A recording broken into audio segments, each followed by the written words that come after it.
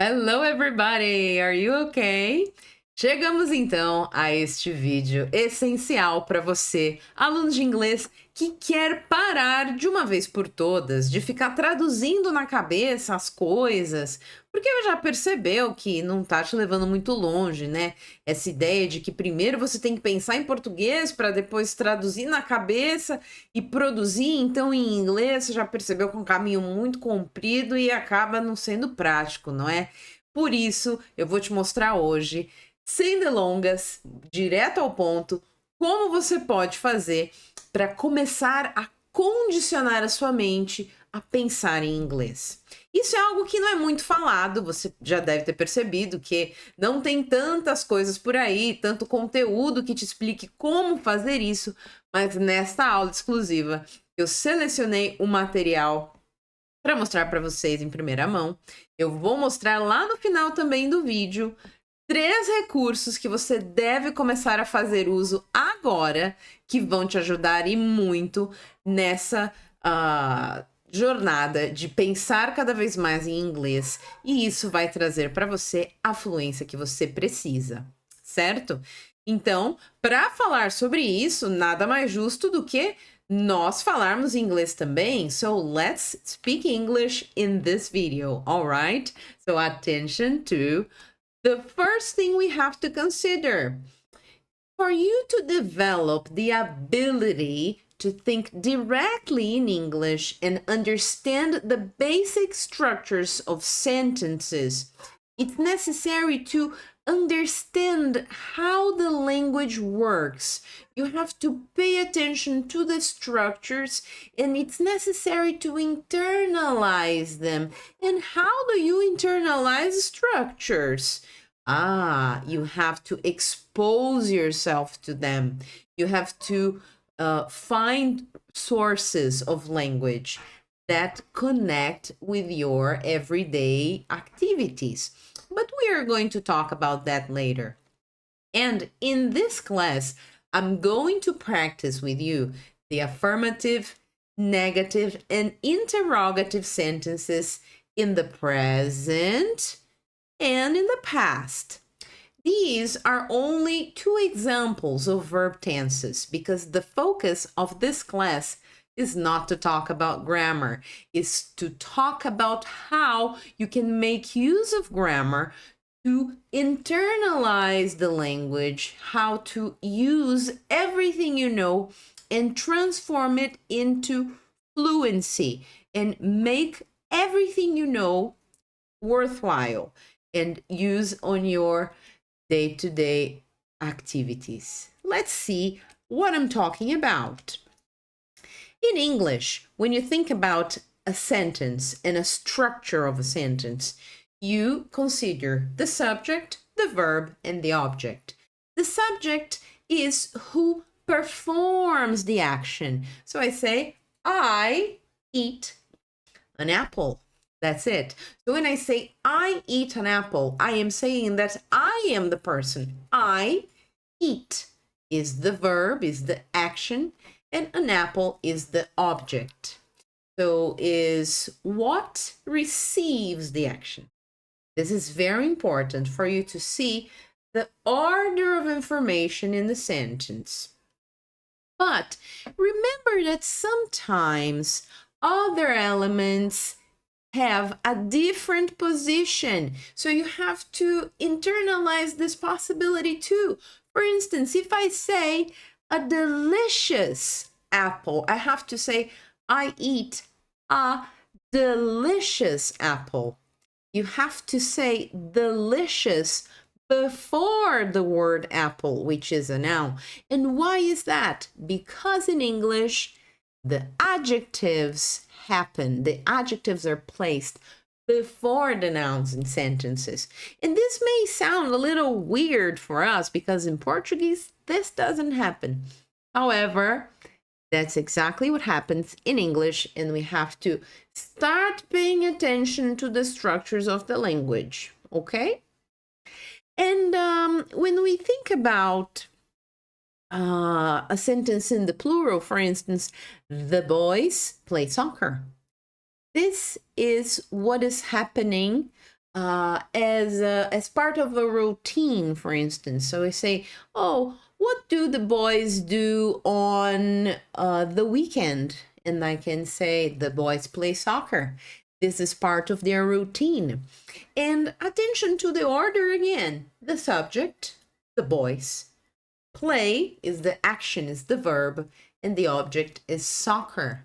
Okay, so see that the pattern repeats itself. And this is exactly what you have to pay attention. Start recognizing the order of information in the sentences, because this is going to make a big difference, believe me. And now you must be thinking, but so what? Right? Just like that song by Pink. I love that song, by the way. You must be thinking, but so what, Paula? What should I do with all that information? Now that you know and that you realize how the sentences are formed in English, you will be able to see this structure everywhere. Imagine you're reading a book and you start reading it and you realize, that's the order of information. So your brain automatically starts to recognize the sentences in the order of information in the sentences you are reading. So it's consequently processing information in a faster manner. So you're not translating, you are following the sentences, you are grasping their meaning as you go.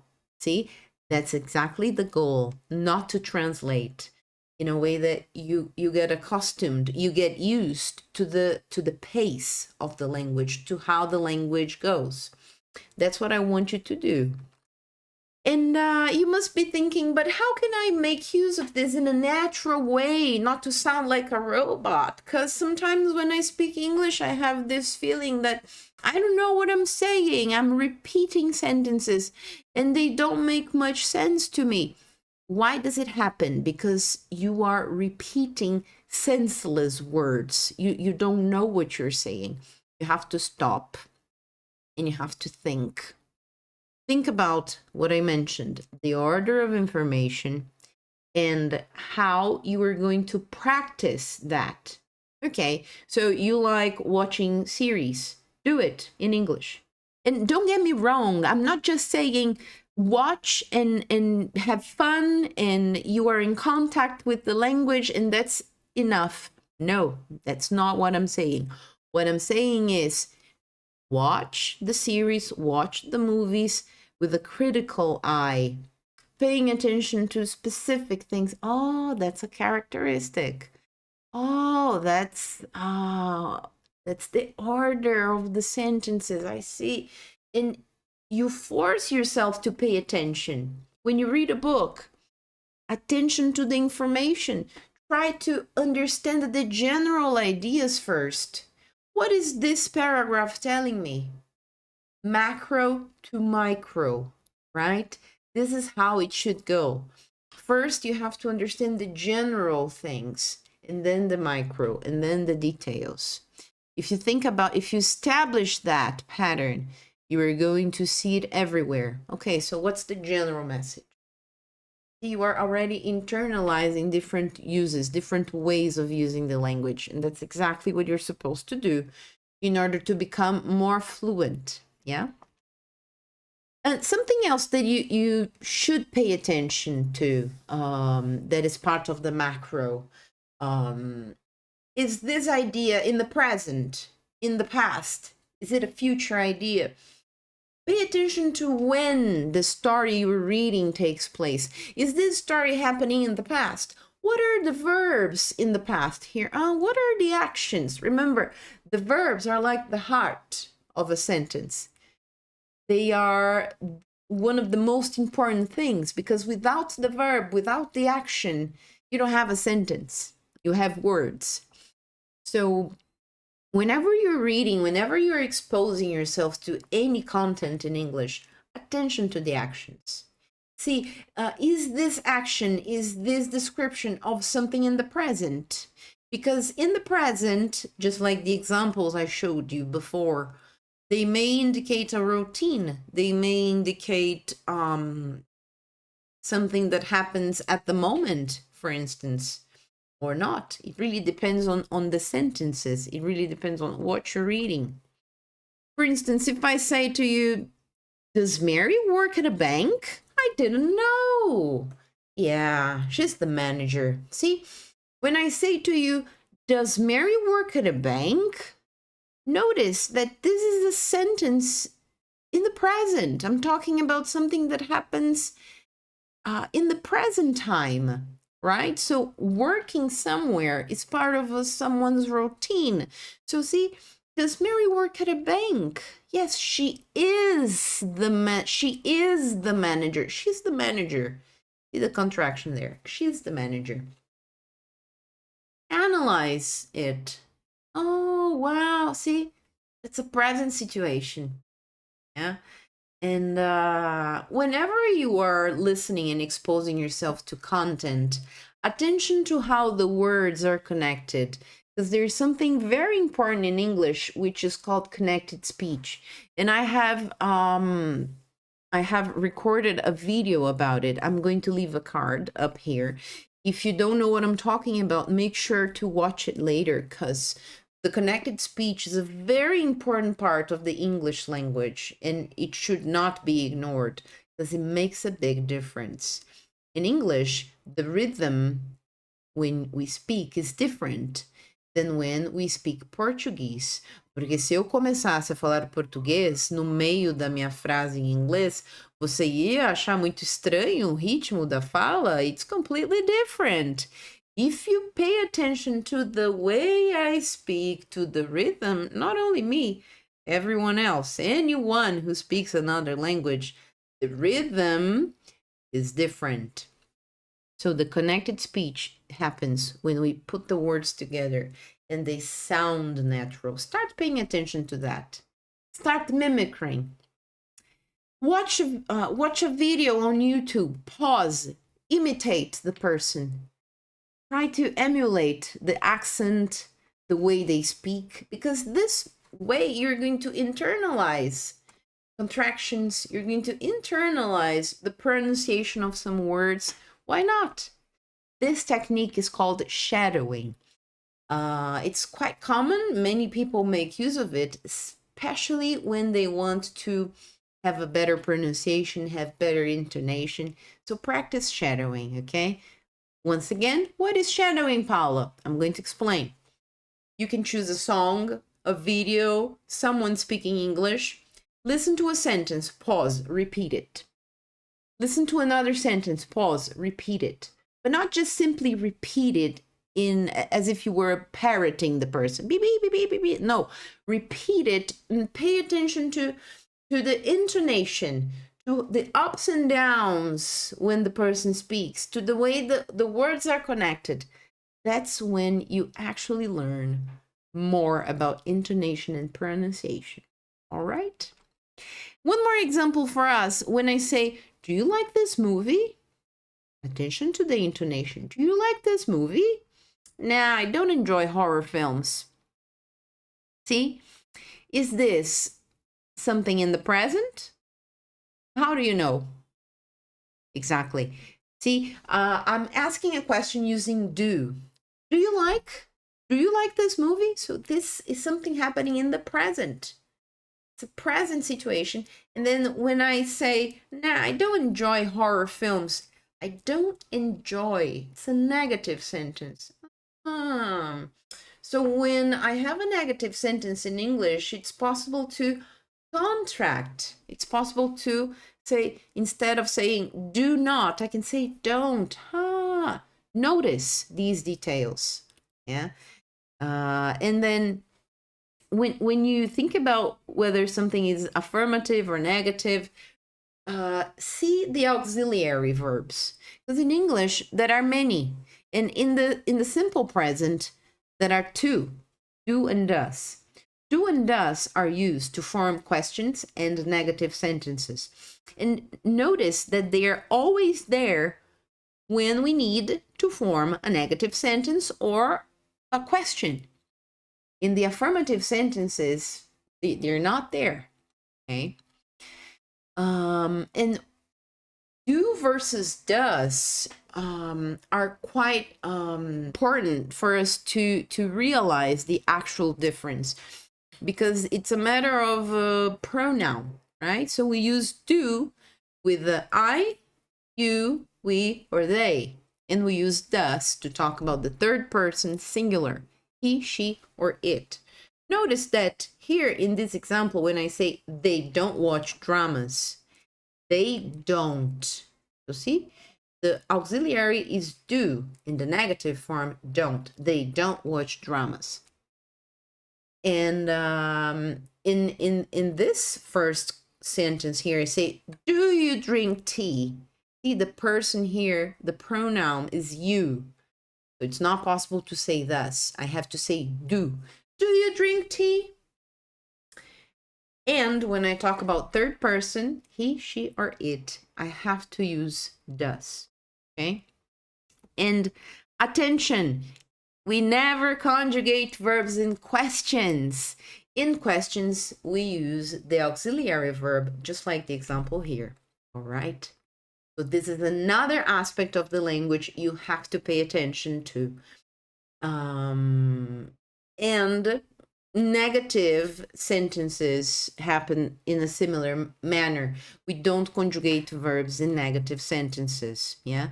So if I wanted to say he instead, I would say he doesn't watch dramas. He doesn't watch dramas. However, if it was an affirmative sentence, I would say he watches dramas. He watches comedies. Yeah, because the verb requires the conjugation for the third person singular. Watches.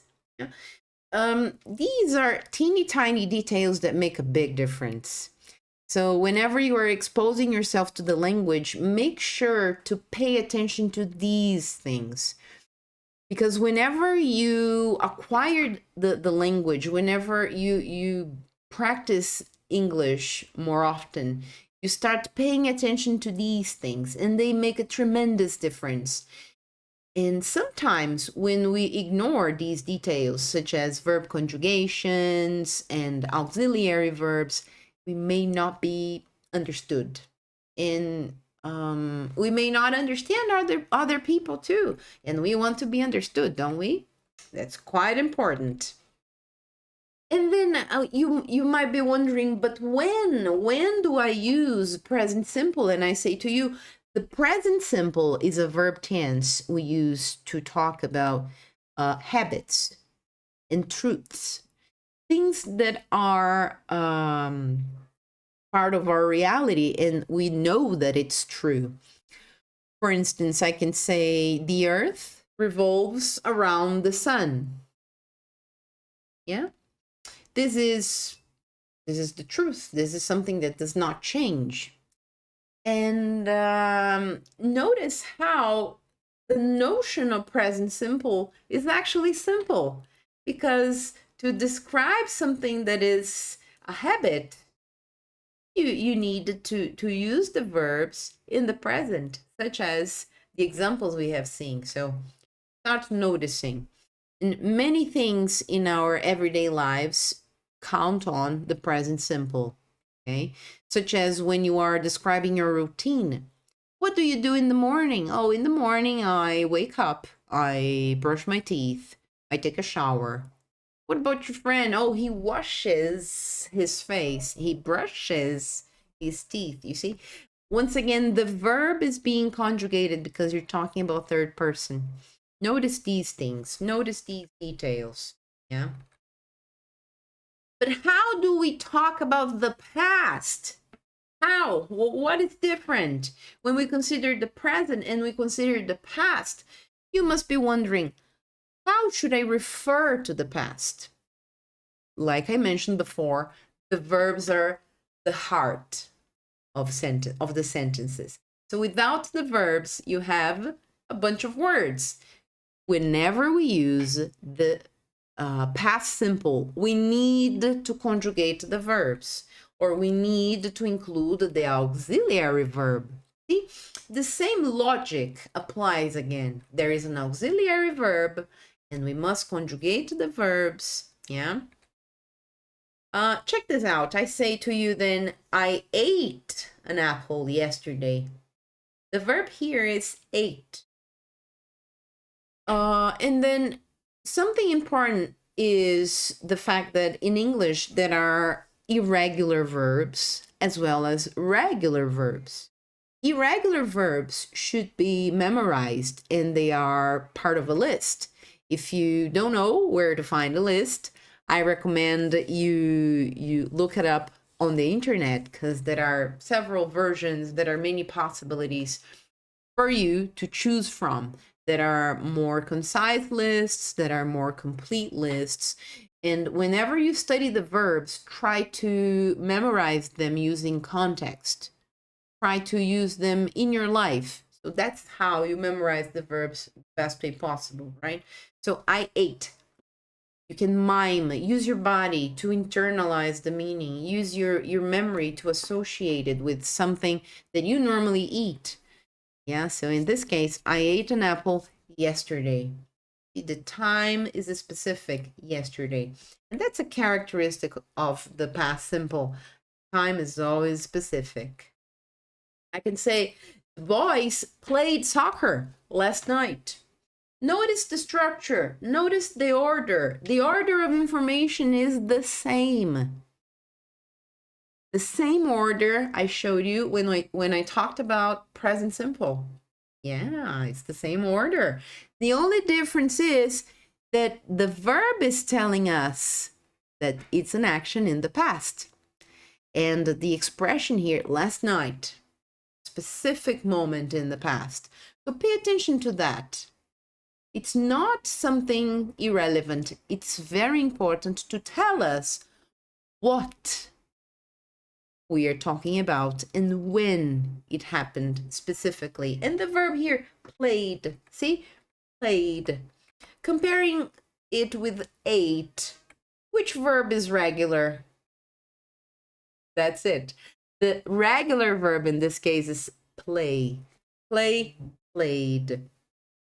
So the regular verbs in English in the past, they require the ending ed or d or ied. It depends on the verb. Yeah. The rule is basically this. There are some variations, there are some spelling differences, but that's basically it. And then you must be wondering again, but so what?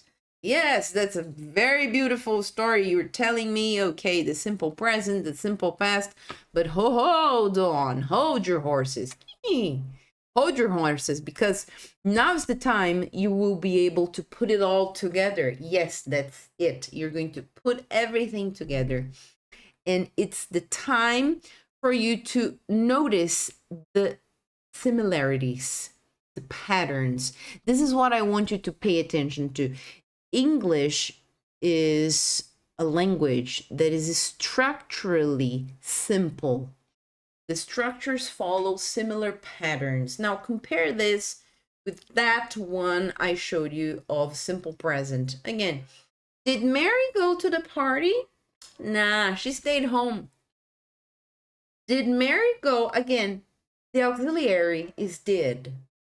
Did Mary go to the party? The verb go. Remember, we don't conjugate verbs in questions. So the verb is go, and you keep it the way it is. You say go. Did Mary go to the party? Nah, she stayed home. And in the answer, attention to the verb stayed. It's conjugated. Regular verb. So that's a situation in the past. See, when you start paying attention to these things, when you notice, oh, right, so that's past, you're already thinking in English. That's my point. That's my whole point. When you start noticing the language the way it is, when you start paying attention to what the language is telling you, to what the message of each sentence or each paragraph is, that's when you are actually thinking in English. It's a process. that never stops. When you start conditioning your mind to process information in English, it never stops. And the more you expose yourself to the language, the further you go. Believe me, when you start, you won't stop. And another example here will be, did you pay this bill last Monday? Oh no, I completely forgot. Did you pay? When did it happen? Last Monday, a specific moment in the past. No, I completely forgot. Completely forgot. In English, the use of adverbs is much more present than in Portuguese. And if you don't know what I'm talking about, if you don't know how we use the adverbs in English, I'm going to leave another card here for you. You can check it out later. I have recorded a very interesting video in which I explain the difference comparing adverbs and adjectives, okay? So it's a very good opportunity for you to understand once and for all why they are different, yeah? And as I was saying before, the past simple is for actions that happened and were completed in the past. There's no connection with the present whatsoever. And these events, they have a specific moment in the past. We are referring to something that is now over. It's a memory, yeah?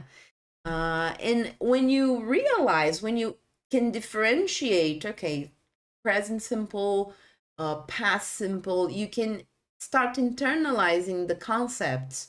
And when you see them in a context that you are being exposed to, you will be able to differentiate. You will be able to realize that, oh, that's a story that happened in the past.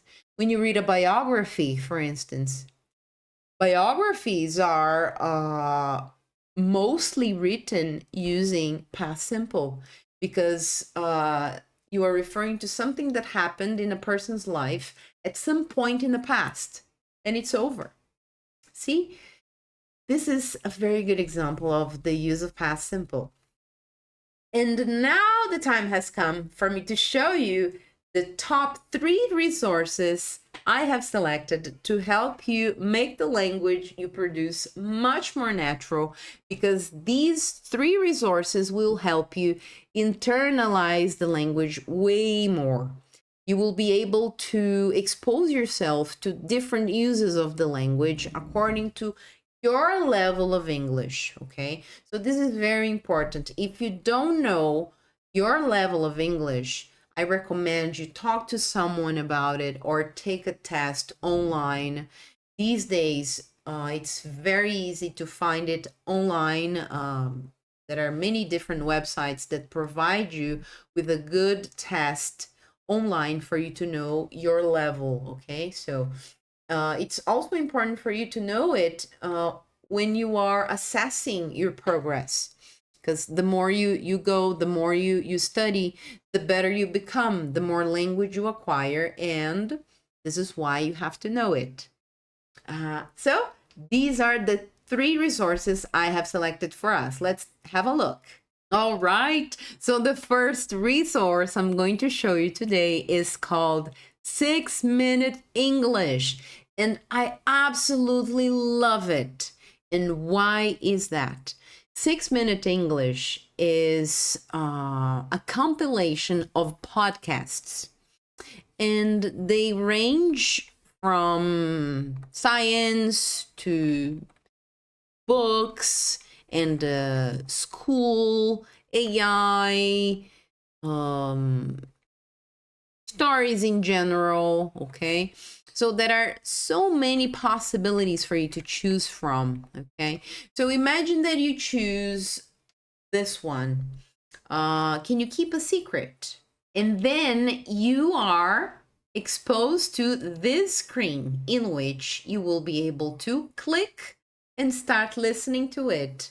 Download the PDF, the audio, and here you will find the script You can read it and listen at the same time. And before you start, there is the introduction, there is this week's question, and the vocabulary. So I recommend you study the vocabulary before you start it, because it makes it much easier for you to follow and understand the topics. All right? So the conversations normally take up to 6 minutes. That's why the name 6-Minute English. And I strongly recommend you to listen to it at least once a day or once every 2 days, because it's really going to help you learn more vocabulary in context. And the topics are very relevant. Believe me, you will not regret it. Let's talk about the second resource now. Of course, the second resource I'm going to recommend today is called News in Levels. And this is a website in which there are many popular news that are possible to be read in 3 different levels. Level 1, basic. Level 2, intermediate. Level 3, advanced. So imagine that I want to read about a planned attack at a Taylor Swift concert. So I click on level 2, for instance, and I can read it. Attention to the words. Attention to the highlighted words. And it's also possible to listen to it as you read. You'll be exposed to the difficult words with their corresponding explanation, and a short piece of news for you to practice the language you are exposed to. So you can also explore the grammar part, grammar in levels, starting with the verb to be. There's level 1, level 2, level 3.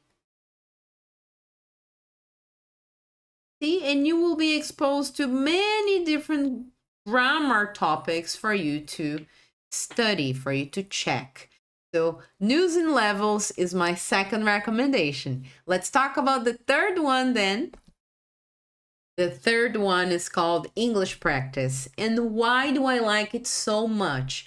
First of all, because there are all activities available according to your level, okay? So listening, grammar, vocabulary, listen and speak.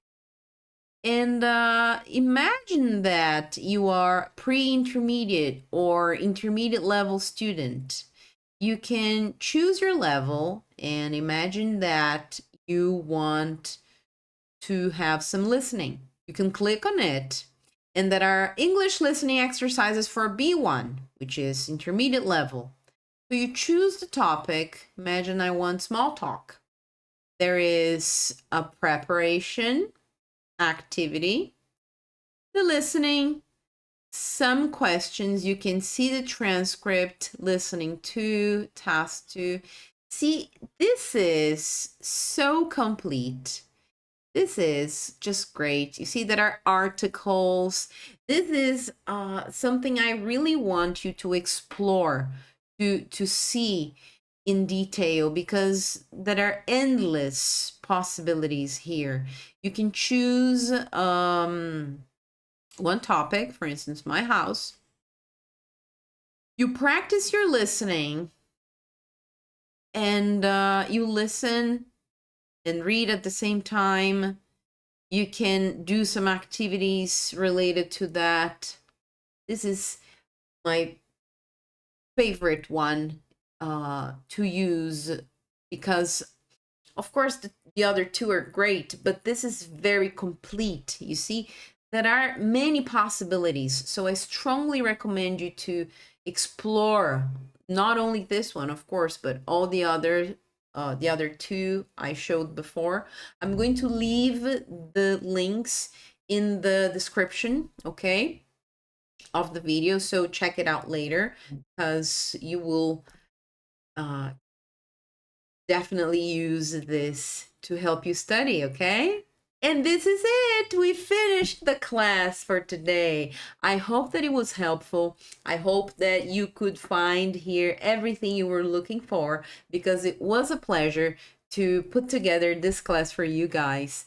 I get so excited when I teach strategies to help you think in English more, because this will help you develop your fluency and become more independent as learners. And this is exactly my intention, okay?